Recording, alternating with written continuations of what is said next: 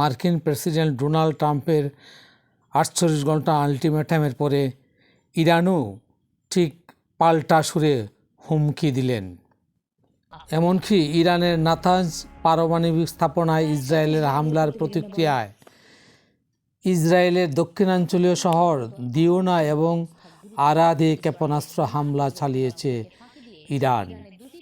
দিমুনায় অবস্থিত ইসরায়েলের পারমাণবিক গবেষণা কেন্দ্রের কাছাকাছি এলাকায় হামলা চালানো হয়েছে।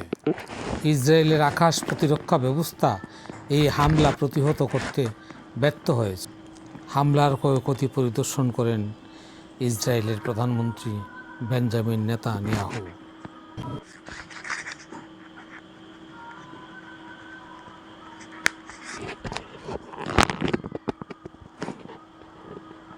אם אתם במקלטים, אתם מוגנים. ולכן אני אומר, כל העם, המאבק הזה, אנחנו מנצחים, אנחנו קודשים את האויב, ועוד ידנו נטויה, אבל אני מבקש מכם, אזרחי ישראל.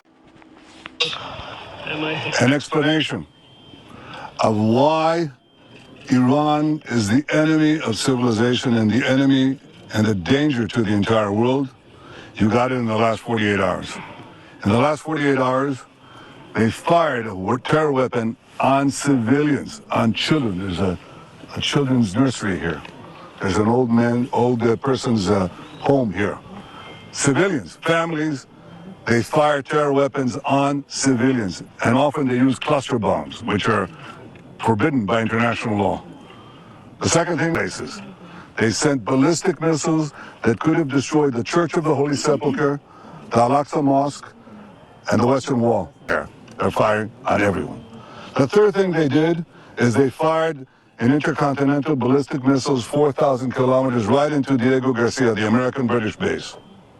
They can reach now with these ballistic missiles everywhere in Europe, almost everywhere in Europe.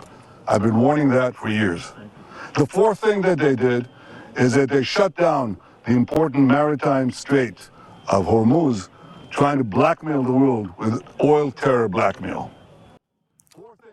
প্রিয় দর্শক, এই হামলা পাল্টা হামলায় বাড়ছে ক্ষয়ক্ষতির পরিমাণ, বাড়ছে ধ্বংসের পরিমাণ, বাড়ছে মৃত্যুর সংখ্যা, আর কান্নায় বাড়ি হচ্ছে প্রতিদিন আকাশ বাতাস।